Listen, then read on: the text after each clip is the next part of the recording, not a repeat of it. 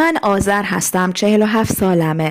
داستانی که میخوام براتون تعریف کنم سرگذشتی باور نکردنی از زندگی من و داماد گلمه که فکر نمی‌کردم یه روزی به اینجا ختم بشه.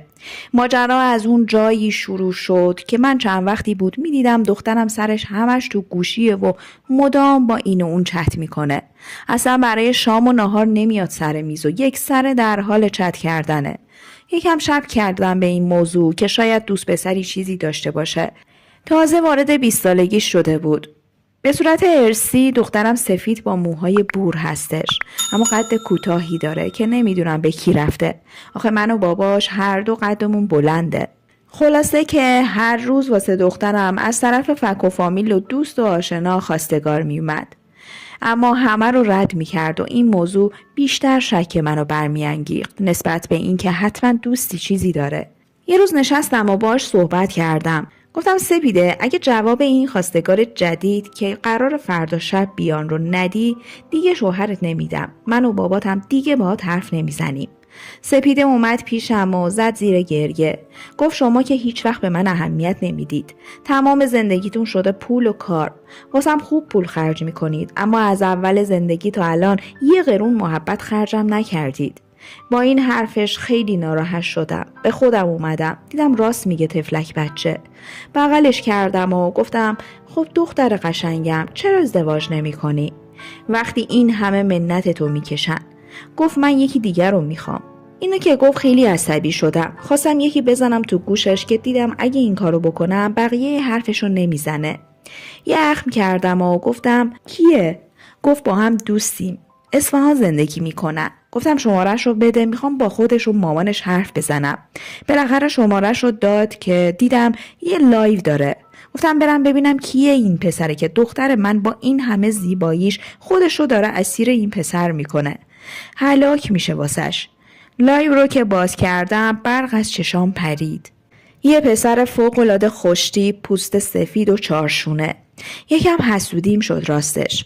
رفتم پیش دخترم و زدم پس کلش و گفتم خاک تو سرت که واقعا باور کردی خودشه؟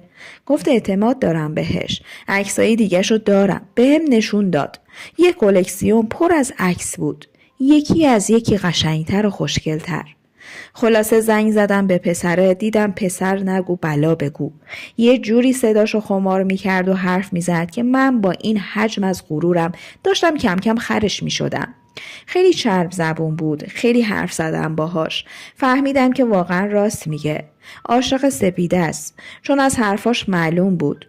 خلاصه اون روز تموم شد و یه روز دخترم اومد گفت یکی از دوستام دعوتم کرده عروسی، شما هم باید بیاید.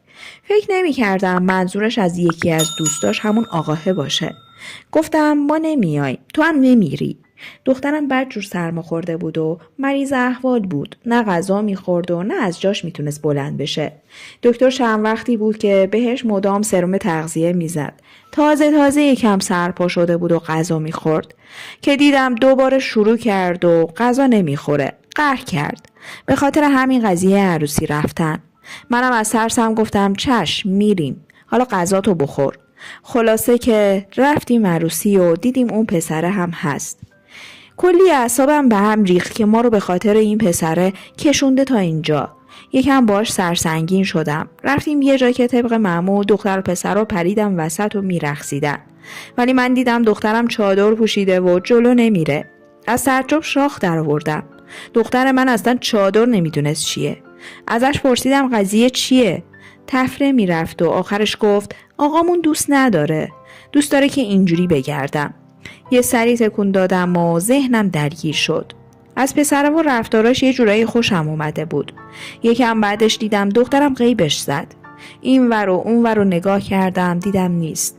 شک کردم. زنگ زدم بهش، گفت اومدم پایین تو ماشین، ولی تابلو بود که با اون پسر است. یکی ساعتی گذشت و دخترم اومد. اعصابم انقدر به هم ریخته بود که میخواستم حساب جفتشون رو برسم، ولی چیزی نگفتم تا وقتی که عروسی تموم شد و رفتیم هتل. به سپیده گفتم کجا رفته بودی؟ خودشو زد به کوچه علی چپ. گفتم مامان جان تابلویی که با اون پسر بودی. با مامانت حرف بزن. کاریتون ندارم، به شرطی که زیر نظر من با هم دوست باشین. سفره دلشو برام باز کرد و کلی حرف زد. فهمیدم پسره از اون غیرتی‌های به تمام معناست. گفت انقدر همو دوست داریم که میخوایم با هم ازدواج کنیم. نمیدونستم بخندم یا گریه کنم. خلاصه به هم گفت اگه نذارید ازدواج کنیم یه بلاملایی سر خودم میارم. حسابی ترسیدم. با گریه از اتاق اومدم بیرون. شوهرم اومد گفت چی شده؟ گفتم هیچی، شب بهت میگم. شوهرم هم قبول کرد. شب قضیه رو از سیر تا پیاز براش تعریف کردم. خلاصه قرار بر این شد که با پسره که اسمش آرش بود و خانواده‌اش توی یه رستوران حضوری همو ببینیم. مادرش کاملا مخالف بود. اینطور فکر میکرد که دخترم دختر خوبی نیست که با پسرش دوست شده. ولی دست بر قضا شوهرم با باباش آشنا بود. شوهرش قبول کرد. مامان آرش هم بالاخره تسلیم شد و قبول کرد. بعد 1-2 هفته اومدن خواستگاری سپیده. بدون هیچ معطلی قرار عقد و نامزدی گذاشته شد. رفتیم عقدشون کردیم و چند روز بعد عقد سپیده رو برداشتن بردن شهر خودشون اصفهان. دخترم و آرش با هم دنیای خاصی داشتن. حسابی عاشق هم بودن. بابای آرش متخصص قلب بود، به خاطر همین وضع مالیشون عالی بود. یه بیمارستان خصوصی توی اصفهان و یکی دیگه تو تهران دارن که اسمشو نمیارم اینجا. به خاطر همین زیر پای آرش یه ماشین خارجی بود و یه خونه‌ای که اندازه یه کاخ بود. با دخترم اغلب اونجا بودن. یه بار که ما رو دعوت کردن خونه‌شون رفتم اتاق دخترم. واقعا کیف کردم. چه اتاقی بود. همه جاش لوکس و رویایی. یه دیوارش کلاً عکسای هنری سپیده و آرش بود. با اون عکس‌ها فهمیدم احساسات آرش فوق‌العاده است.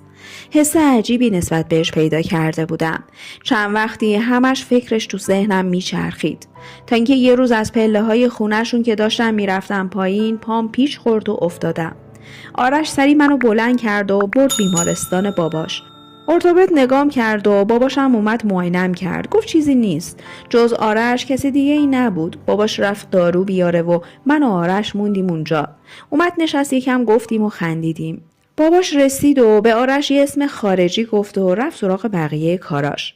آرش اومد گفت بابا گفتن نیاز به فیزیوتراپی داره باهاتون. با همین روغن باید نرمش کنیم و آشنایی ما از همینجا شروع شد. ما هنوزم که هنوزه با هم هستیم و چند وقت دیگه عروسی دخترمه.